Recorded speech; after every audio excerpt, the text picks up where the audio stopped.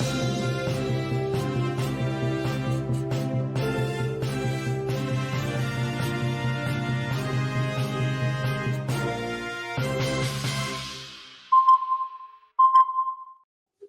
दोस्तों, OCA network में आपका स्वागत है। मैं हूं ओमकार चौधरी। पिछले 2 दिन लगातार कल विधानसभा में और आज विधान परिषद में योगी आदित्यनाथ ने जिन शब्दों में आरती उतारी है विरोधियों की, महाकुंभ के आलोचकों की, और महाकुंभ तो बहाना है, टारगेट तो योगी आदित्यनाथ को ही बनाना है उनको। और टारगेट तो मुझे लगता है कि उनका यानी आलोचकों का 2027 है। अभी से पेशबंदी करने की कोशिश कर रहे हैं। और जो काशी विश्वनाथ, अयोध्या जी, महाकुंभ और संभल, इन चारों ने जो एक फिजा बना दी है, एक हवा बना दी है, उससे ऐसा लगता है कि वो लोग आपा खो बैठे हैं। और विधानसभा में और विधान परिषद में योगी आदित्यनाथ ने जिस तरीके से गिद्ध का, सुअर का और दूसरे उपमाओं का उन्होंने प्रतीकों का उन्होंने उपमाएं दी हैं और उनका उदाहरण दिया है, उससे तो सुनते हैं अखिलेश यादव हत्थे से उखड़े हुए हैं। तो सीधे चलते हैं लखनऊ। वीरेंद्र नाथ भट्ट जुड़ रहे हैं, तो उन्हीं को जोड़ करके फिर देखते हैं जरा लखनऊ का और उत्तर प्रदेश का इस समय टेम्परेचर क्या है। भट्ट साहब, जी बहुत नमस्कार। स्वागत है। नमस्कार। आपके सभी दर्शकों को नमस्कार। सुनते हैं अखिलेश यादव बहुत परेशान हैं, बड़े नाराज हैं योगी आदित्यनाथ जी से। देखिए साहब, योगी जी जब से मुख्यमंत्री बने हैं मार्च 2017 से, और लगातार 1 जून 2024 के लोकसभा चुनाव को छोड़ दें तो विपक्ष उनके सामने खड़ा नहीं हो पाया। और अब उनके और वो लगातार योगी जी के खिलाफ झूठा प्रचार चल रहा है। शुरुआत कहाँ से हुई? जो मुख्यमंत्री आवास कालिदास मार्ग पे है उस पे जब कोई नया अध्यासी आएगा और जब कोई नया व्यक्ति उसमें आएगा, तो ज़ाहिर है उस घर की पहले मरम्मत होगी, उसमें पुताई होगी, और जब उसके बाद गृह प्रवेश की पूजा होगी। तो इन्होंने पहला झूठ ये फैलाया कि देखो मैं बैकवर्ड कास्ट का था, तो योगी जी ने पहले मुख्यमंत्री आवास को गंगा जल से धुलवाया। कोई भी व्यक्ति अगर नए घर में प्रवेश करता है, तो पहले वहाँ गृह प्रवेश की पूजा होती है। फिर योगी जी एक एक मठ के महंत हैं। उनकी एक सामान्य व्यक्ति से एक अलग जीवन शैली है, जो कि एक सामान्य गृहस्थ से बहुत अलग है। तो ये झूठ का जो कारोबार है, वो लगातार चलता आ रहा है। अब योगी जी ने कहा कि अब समय आ गया है सीधी कार्रवाई का। जो एक कहावत है अंग्रेजी में, to catch the bull by horns, बैल के दोनों सींग पकड़ के पटक के गिरा देने का समय आ गया है अब। यही काम योगी जी ने परसों किया है विधानसभा में, कि जाकी रही भावना जैसी, प्रभु मूरत सिंह जैसी देखी देखी। तीन जैसी। उन्होंने यस। साफ-साफ ये कहा कि ज जो गिद्ध था उसको लाशें दिखी, जो सूअर था उसको गंदगी दिखी, जो आध्यात्मिक था, जो तीर्थयात्री था, उसको वहाँ भक्ति भाव दिखा। उन्होंने साफ-साफ कह दिया। तो अब योगी जी इतना सीधा प्रहार करेंगे, इतना डायरेक्ट सीधे हथौड़ा मारेंगे, इसकी इनको उम्मीद नहीं थी। और अब ये बात सबको समझ में आ गई है कि आप जनता के विकास के लिए, जनता के भले के लिए कितना भी काम कर लीजिए, अगर पॉलिटिकल नैरेटिव और परसेप्शन में आप अगर कहीं कमजोर पड़े, तो वही होगा जो जून 2024 को हुआ। आज कोई ये बता पाने की स्थिति में नहीं है कि समाजवादी पार्टी ने ऐसा क्या चमत्कार किया था, जो उसको 80 में 37 सीटें मिल गईं। कांग्रेस को जो है 6 सीटें मिल गईं और बीजेपी की सीटें घट के 33 आ गईं। कोई बता पाने की स्थिति में नहीं है। केवल ये जो है एक परसेप्शन था और बैटल ऑफ नैरेटिव था।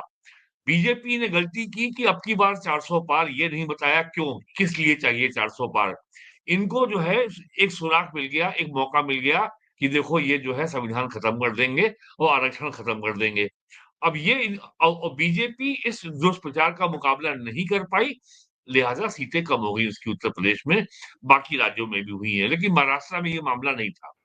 तो अब ये शुद्ध रूप से नैरेटिव वॉर पे मत पे मामला आ गया है। और योगी जी ने परसों विधानसभा में ये बहुत स्पष्ट शब्दों में कहा कि 2027 का यूपी का विधानसभा चुनाव भी हम ही जीतेंगे, तीसरी बार हम सरकार बनाएँगे। और ये बात उन्होंने बड़ी आत्मविश्वास से कही है।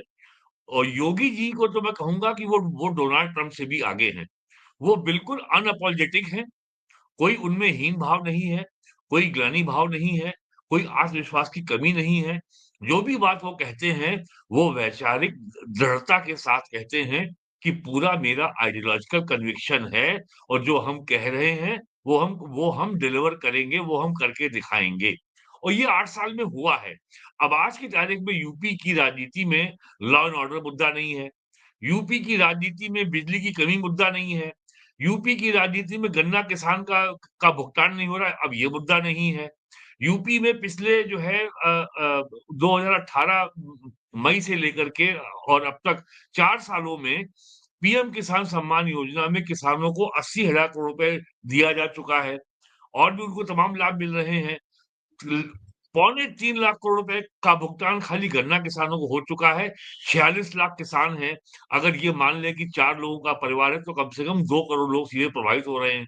और आप स्वयं उस इलाके में रहते हैं, आप देख रहे होंगे कि बागपत में, मुज़फ्फरनगर में, मेरठ में, सहारनपुर में, शामली में, कैराना में, सहारनपुर में, बिजनौर में, कहीं पर भी गन्ना किसानों का इस बात को लेके आंदोलन नहीं हो रहा कि साहब मेरा पुराना भुगतान नहीं हुआ।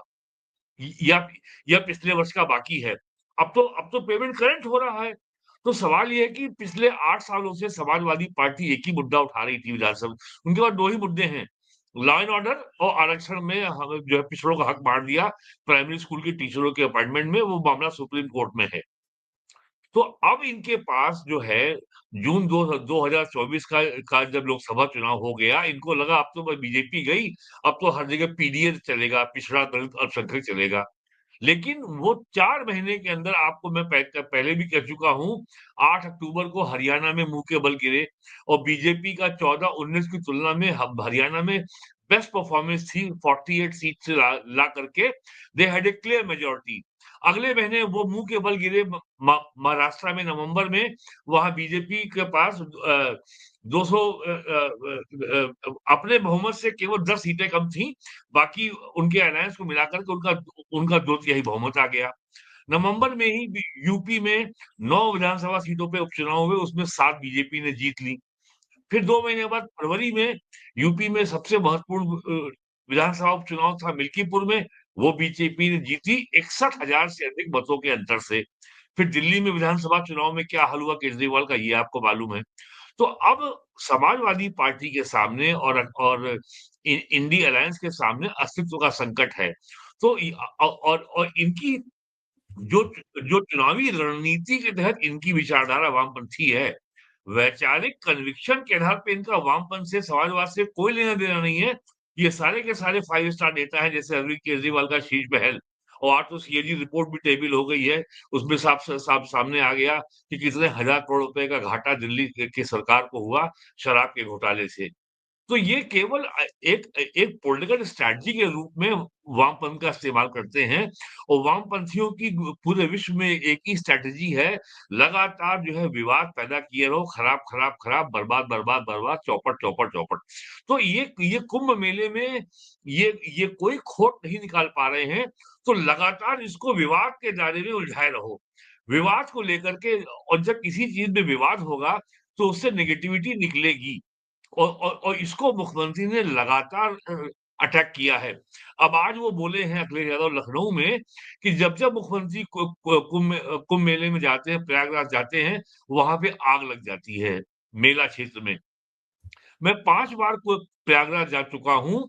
अब तक का सबसे बड़ा मेला है 5,000 हेक्टेयर में फैला हुआ इलाका है और अब की बार नाहन क्षेत्र 12 किलोमीटर का है और वहाँ पे लोगों को केवल एक ही परेशानी आ रही है, जब 1 करोड़, 1.5 करोड़ लोग रोज़ आ रहे हैं, तो इतने विशाल मेला क्षेत्र में आप किसी वाहन की एंट्री की अनुमति नहीं दे सकते। और लोगों को एक ही शिकायत हो रही है कि साहब 10 किलोमीटर, 15 किलोमीटर पैदल चलना पड़ रहा है।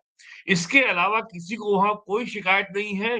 और कल के बाद जो लोग वहाँ नहाने जाएँगे, जो लोग स्नान करने जाएँगे शिवरात्रि के बाद, उनको समस्या ये हो सकती है कि उनको चलना तो कम पड़ेगा, लेकिन फिर उनको किसी भी आश्रम में, मंदिर में या किसी कल्पवासी के यहाँ कहीं पर भी उनको भंडारा नहीं मिलेगा। बस एक समस्या ये आएगी।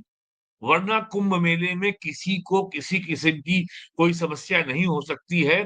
और विश्व का सबसे बड़ा आयोजन, जहां अब तक 66 करोड़ लोग कल की संख्या ये कल पार होने की संभावना है।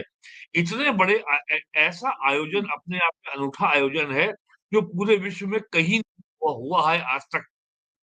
चाहे आप वो हज यात्रा देख लें, हर साल सैकड़ों की संख्या में लोग मरते हैं, गर्मी से मरते हैं, कैंप में आग लगने से मरते हैं, कभी हाय हाय अल्लाह नहीं होता।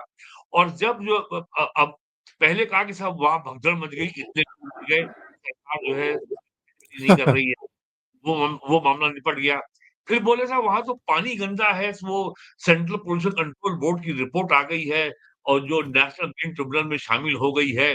और केंद्र सरकार और केंद्र का इंजन और यूपी का इंजन आपस में टकरा रहे हैं, ये डबल इंजन है।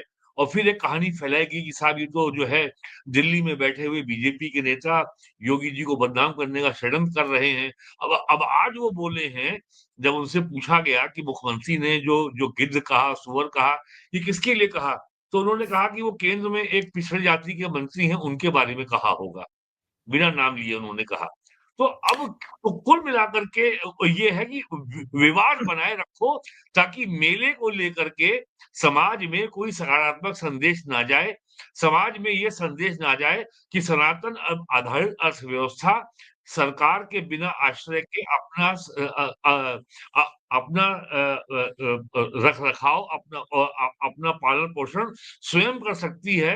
और जो सबसे नई बड़ी बात हुई है कि कुंभ मेले में आने वाले लोग करोड़ों की संख्या में काशी पहुँच रहे हैं, अयोध्या पहुँच रहे हैं, मिर्ज़ापुर में विंध्यवासिनी मंदिर पहुँच रहे हैं, मथुरा पहुँच रहे हैं, चित्रकूट में कामदगिरि मंदिर पहुँच रहे हैं और चित्रकूट से बिल्कुल। मध्य प्रदेश में सतना मंदिर पहुँच रहे हैं।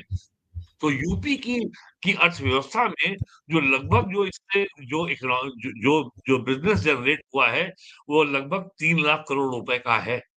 तो इसका जो ये इसका जो सकारात्मक जो आर्थिक पहलू है, सामाजिक पहलू है, राजनीतिक पहलू है, आध्यात्मिक पहलू है। जो लोग जाति जनगणना की बात कर रहे थे, उनका तो जो है उनका दुपट्टा ही बैठ गया। अरे भई आओ ज़रा पता कर लो कि जो लोग करोड़ों लोग नहा रहे हैं, जो जो लाखों लोग एक साथ घाट पे नहा रहे हैं, कौन किस जाति का है? कौन ऊँचा, कौन नीचा, कोई है ऐसा कुछ वहाँ पे? वहाँ कौन पूछता है कि आप किस जाति के हैं? किसी भी कैंप में चले जाइए, किसी भी आश्रम के भंडारे में चले जाइए, वहाँ केवल आपको भोजन मिलेगा। आप बस आइए, स्थान लीजिए और अपना पत्र लीजिए, और भोजन कीजिए और प्रस्थान कीजिए। वहाँ कोई किसी की जात पूछ रहा है? तो जाति का एजेंडा, जाति के नाम पर सनातन समाज को बाँट करके अपनी राजनीति की रोटियाँ सेकने का जो इनका जो मंसूबा था, वो बुरी तरह ध्वस्त हो चुका है। ये इनकी असली पीड़ा है। और अगर जाति का एजेंडा ही ध्वस्त हो जाएगा, तो समाजवादी पार्टी के पास मुद्दा क्या होगा? 2027 के यूपी के विधानसभा चुनाव में ये इनका संकट है। और मैं तो कहूँगा इनके सामने अस्तित्व का संकट है। It's a crisis of existence for the Samajwadi Party. जी। बिल्कुल सही कह रहे हैं। हम वो मुख्यमंत्री ने जो कुछ कहा था, ज़रा एक बार दर्शकों को सुनवा देते हैं और उसी पर मेरा जी। एक अगला सवाल भी है। तो ये ज़रा मुख्यमंत्री को सुन लेते हैं कि उन्होंने क्या कहा था कल। महोदय, मुझे सोशल मीडिया हैंडल पर एक बात बहुत अच्छी लगी। किसी ने सच कहा कि महाकुंभ में जिसने जो तलाशा उसको वह मिला। गिद्धों को केवल लाश मिली, सूअरों को गंदगी मिली, संवेदनशील लोगों को रिश्तों की खूबसूरत तस्वीर मिली, आस्थावानों को पुण्य मिला, सज्जनों को सज्जनता मिली, गरीबों को रोजगार मिला, अमीरों को धंधा मिला, श्रद्धालुओं को साफ सुथरी व्यवस्था मिली, पर्यटकों को अव्यवस्था मिली, सद्भावना वाले लोगों को जाति रहित व्यवस्था मिली, भक्तों को भगवान मिले। मतलब सबने अपने स्वभाव और चरित्र के अनुसार चीजों को देखा है।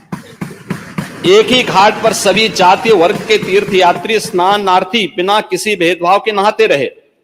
सनातन की सुंदरता आखिर समाजवादी और वामपंथियों को कैसे नजर आएगी, लेकिन इनके द्वारा लगातार किए जाने वाले प्रश्न इनकी नियत को ही संदेह के दायरे में खड़ी करती है। सही बात रही इन्होंने। वामपंथी लोग पूरे दुनिया में यही काम कर रहे हैं। ये ऐसा नहीं ये खाली भारत में हो रहा है, या खाली उत्तर प्रदेश में हो रहा है, या खाली प्रयागराज में हो रहा है। पूरे दुनिया में ये हो रहा है।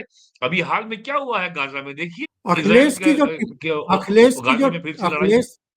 अखिलेश की जो इस पर टिप्पणी आई है, जरा उसको भी एक नजर देखते हैं, फिर आपका जवाब चाहिएगा। अखिलेश यादव ने लिखा है, लेकिन महाकुंभ में जिन्होंने अपनों को तलाशा उन्हें ना तो अपने परिवार वालों का नाम मृतकों की सूची में मिला जो हमेशा के लिए खो गए, और ना ही खोया पाया के रजिस्टर में।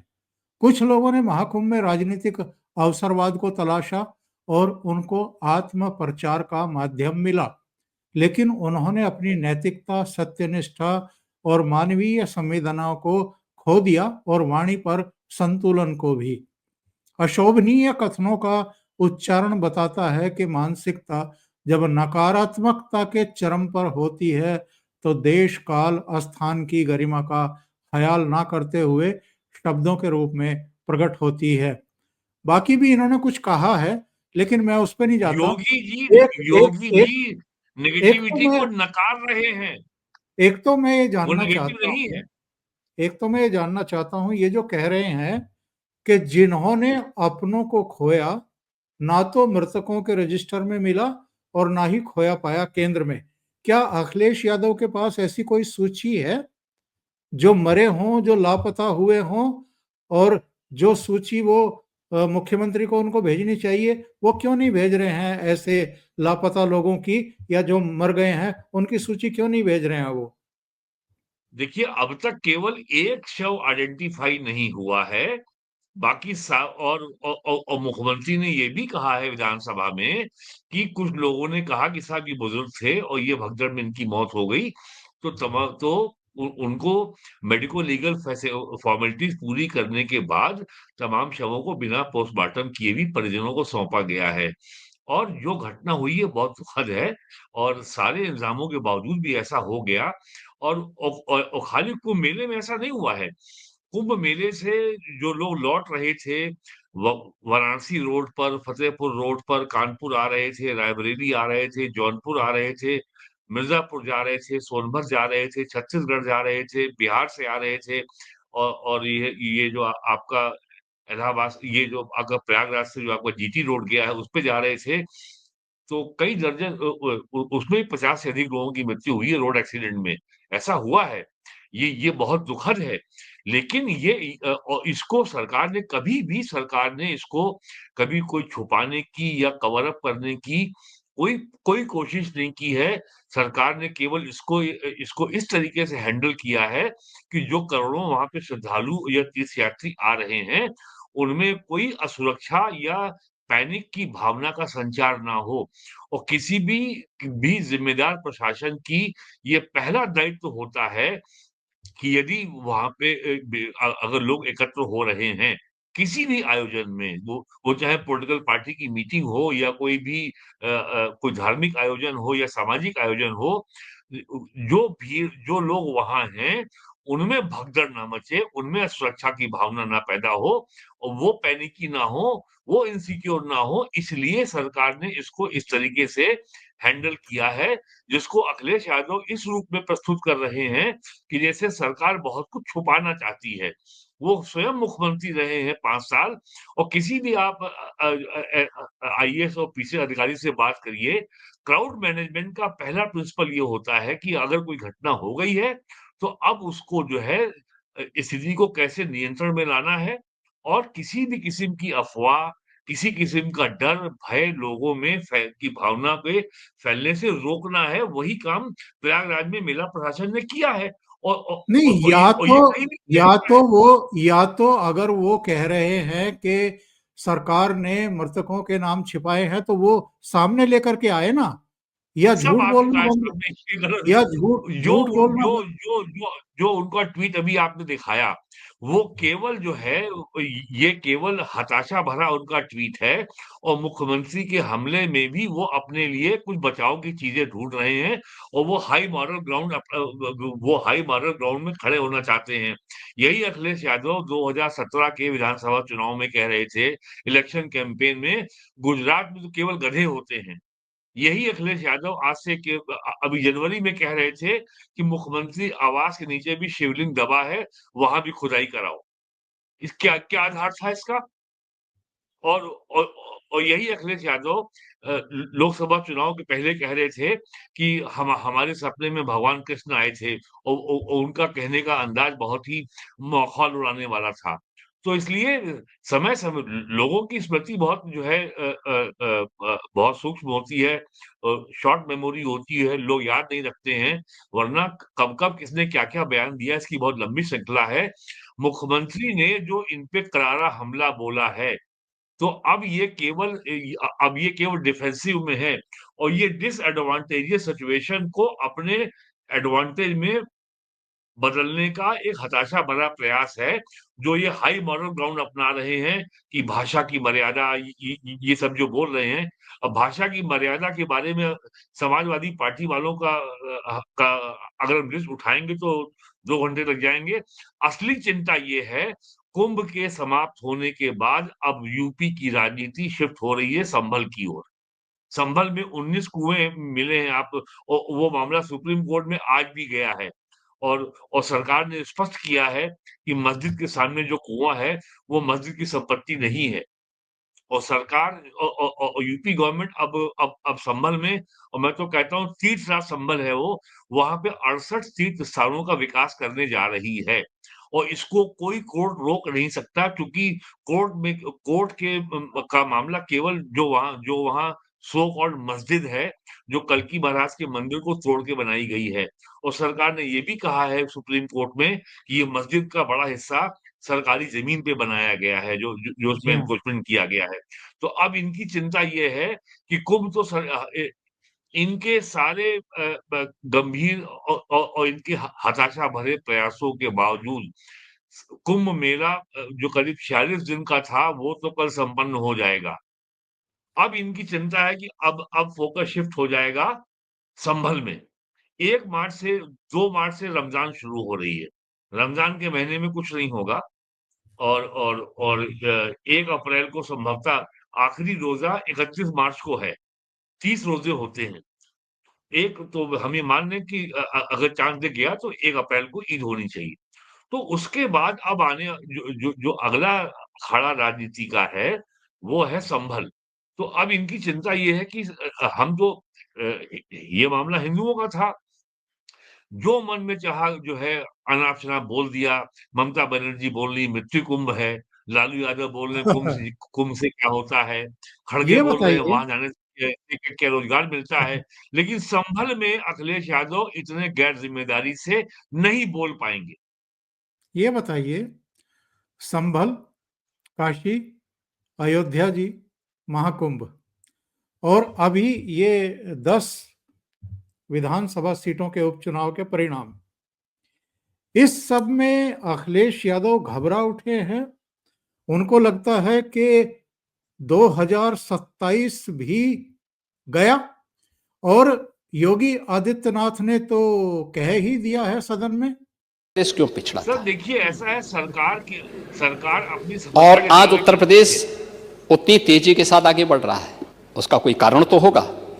और उसमें मैं आपसे केवल एक बात कहना चाहूंगा कि समस्या के बारे में सोचने से, एक चिंतक ने बहुत अच्छी बात कही कि समस्या के बारे में सोचने पर बहाने मिलते हैं, समाधान के बारे में सोचने पर रास्ते मिलते हैं। जिंदगी आसान नहीं है, बस खुद को मजबूत बनाना पड़ता है। उत्तम समय कभी नहीं आता, समय को उत्तम बनाना पड़ता है। और डबल इंजन की सरकार ने समय को उत्तम बनाया है। हाँ, इसीलिए कह रहे हैं ना, क्योंकि इसीलिए तो 5 साल सफलतापूर्वक चलाने के बाद भी फिर से थंबिंग मेजॉरिटी के साथ आए हैं और 27 में फिर से आएंगे।